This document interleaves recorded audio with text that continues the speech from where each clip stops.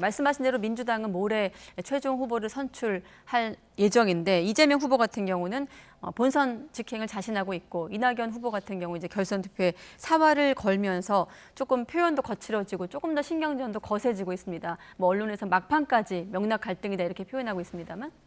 암만 해도 뭐 승부수를 걸어야 되고 이제 뭐 얼마 남지 이미 투표는 거의 이제 종결돼 가고 있는데요. 네.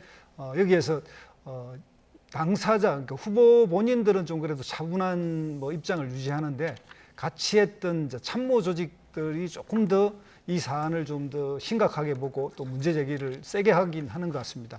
다만 그 내용이 뭐 구속 이런 가능성까지 이야기를 했는데 이 이야기는 또 김종민 의원이 상황을 보고 있는 김종민 의원이 이제 기책 사유가 있다라는 이런 정도를 좀 강조한 측면으로 이렇게 됐고요. 지금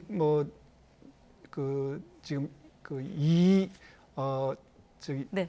이재명 후보 입장에서 보면 이제 예. 대장동이 상당히 이렇게 관련이 있는데 이 대장동 사건은 이중성을 띠고 있는 것 같습니다. 한쪽은 비리라고 이야기했고 한쪽은 좀 더 모범 사례라고 이야기하고 있는데 비리도 또 두 가지는 아닙니다. 하나는 국민의힘 비리라고 이야기하고 하나는 이재명 비리라고 하고 그러니까 이게 세 가지로 나뉘고 있기 때문에 대장동 사건 하나가 이재명 후보에게 결정타를 먹이고 있는 건 아니다. 이런 걸로 보입니다. 네, 뭐 내부 총질 좀 지나친 것 아니냐 이런 지적도 있는 상황인데 어제하고 오늘하고 두 캠프의 좀 분위기가 서로 좀 뒤바뀐 것 같아 보이기도 하거든요. 각 캠프 얘기 듣고 또 장 교수님 얘기 들어보죠. 이제 가정을 하신 거거든요. 네. 그 가정치고는 이제 뭔가 근거가 확실치 않은 상태에서 언급하신 게 조금 이제 아쉽긴 한데. 네.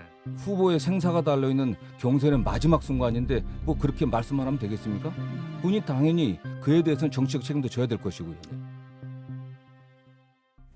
네, 왜 뒤바뀌었냐고 했냐면 어제만 해도 이제 경선 후유증을 좀 훈리를 의식해서 이제 이재명 캠프 측은 조금 말을 아끼는 분위기였는데 오늘 조금 공개적으로 경고장을 표현한 것 같고 이낙연 캠프는 조금 더 발을 좀 뺐다고 하긴 좀 그렇고요. 그렇죠. 네. 이낙연 후보 쪽은 좀 파장이 너무 커진 것에 대한 부담감이 있었던 것 같아요. 그러니까 결정적으로 좀 선을 넘었다라고 생각하는 게 같은 편에서 너 구속당할 거야 이런 식의 얘기까지 한 것은 좀 이재명 후보가 본선 가서도 계속 공격당할 것 같아요. 아니 니네 후보들이 니네 당에 있는 사람들이 너 구속당한다고 했잖아. 그럼 그것에 대해서 제대로 한번 해명해봐. 라는 정치적인 공격을 당할 수밖에 없다. 사실 이준석 대표도 그걸 지금 활용하고 있기도 하고요. 그것이 더 아파요. 그래서 내부 총질이라고 하는데 경선 과정 중이니까 이낙연 후보 측은 아니야 이건 검증이야 라고 얘기하는 거고 네. 이재명 후보 측은 선을 넘은 도를 넘은 그러한 내부 총질이다라고 반박을 하고 있는 건데 네. 이것이 내일 모레 발표될 최종 결과에는 특별하게 영향을 끼치지는 못할 것 같다. 시간이 너무 없다. 그렇게 말씀드립니다. 네.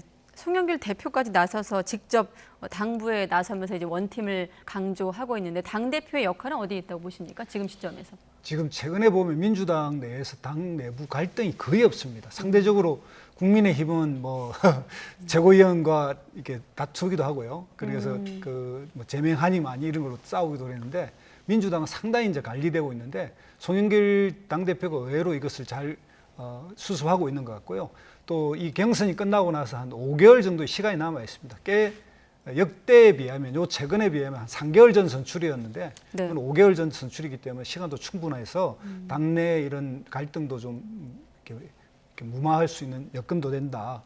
그다음에 이제 지금 현재 상대 후보 쪽에 경선이 또 1개월 진행되기 때문에 모든 민주당 후보들 또 후보가 뛰었던 사람들이 상대 후보를 공격하는 데 초점을 적어도 1개월은 쓰기 때문에 그런 측면에서 내부 단결이 가능하다 이렇게 생각이 듭니다. 네, 자 여권 관련해서 민주당 경선 관련해서 이제 유시민 또 변수가 등장했습니다.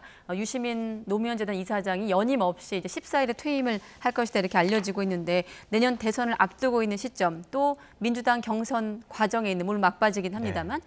유시민 이사장의 역할 어떻게 보십니까? 본인은 아무 얘기를 안 하고 있어요. 본인은 나는 그냥 그 유튜브 알릴레오를 계속 할 겁니다라고 얘기를 하고 있는데 이재명 지사 쪽에서는 아니 친노의 적자이고 친문 세력의 강력한 영향력을 가지고 있는 유시민 이사장이 우리 쪽을 도와준다면 우리가 하나의 진영으로 원팀을 만들어서 대선을 치르는데 상당한 도움이 될 것이다 라고 얘기를 하고 있는 겁니다.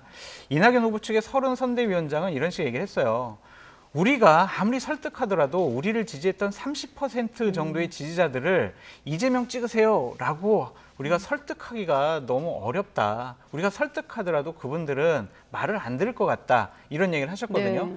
그 몫을 유시민 이사장이 해주길 바라는 마음이 이재명 지사 측에서는 있는 것이 아니냐라고 판단해 봅니다. 네, 원팀 해결사 이렇게 자막에 나가 있는데 대표님은 예. 어떻게 보십니까? 그 유시민 그 이사장이 가지고 있는 민주당 계열에서의 위치 이런 걸 보면 그 영향력을 충분히 확인할 수 있습니다. 뭐 아젠다 세팅 능력이나 또 지지자를 이렇게 동원하는 능력 이런 게 대단한데요.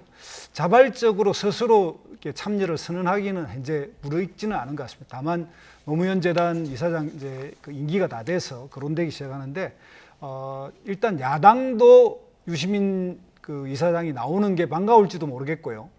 또는 뭐 지금 현재 이제 이 사태를 수습해야 될 당선자 쪽에서도 나오는 게 좋겠다고 생각이 들고 언론도 유시민 이사장을 불러냈으면 좋겠다라고 하는 행태로 가는 걸로 봐서는 역할을 할 것 같습니다. 그래서 본인의 어떤 생각을 관계없이 점점 유시민 이사장은 정치의 일선으로 점점 더 다가오고 있지 않느냐 이렇게 생각이 들고요. 네. 지금 현재는 애도 본론을 좀 띄워서 이 상황을 좀 타진해보고 있는 정치의 확정은 없으니까 곧 뭐 이렇게 점점 조건이 좋아진다면 들어오지 않을까 이렇게 생각이 듭니다. 네, 알겠습니다. 자, 민주당 경선 이제 토요일, 일요일 거의 다 왔는데 이 내용은 또 YTN에서 현장 중계 또 전문가 대담을 통해서 면밀히 분석하도록 준비하고 있습니다. YTN 통해서 민주당 경선 결과 확인하는 것도 좋을 것 같습니다. 네, 김두수 시대정신연구소 대표 또 장성철 특임교수 두 분과 함께했습니다. 고맙습니다.